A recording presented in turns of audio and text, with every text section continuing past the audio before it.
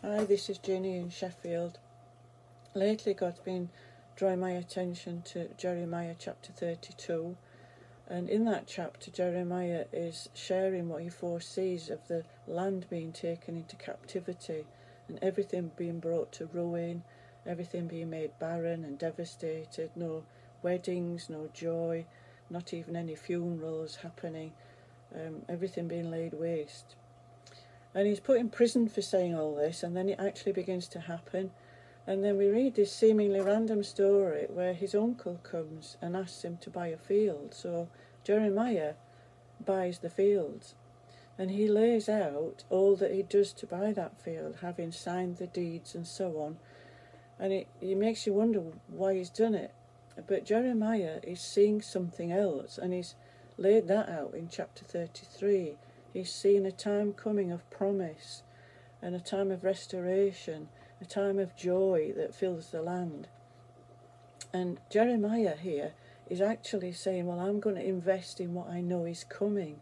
He's saying I've got a sure and certain hope that I want to invest in, and that's why he's buying the field.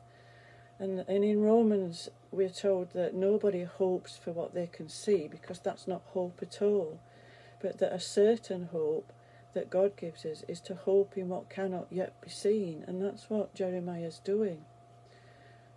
We've had that same sort of hope. We hope in God's promises. We know that he's made promises, and the Bible tells us that there would be a kingdom that would grow and grow and grow and fill the whole earth, and that the glory of God would fill the whole earth, and that every tribe, every tongue, every nation would be drawn into this kingdom, that God would have a special and a chosen people that he is adding to all the time.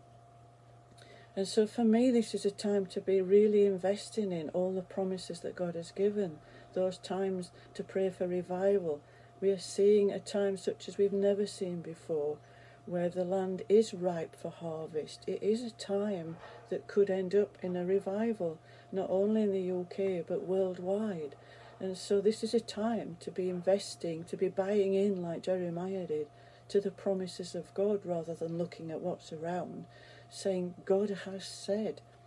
And so he's said things to all of us in the Bible about the kingdom that is growing. He's said things to us personally, he's said things to us as church groups.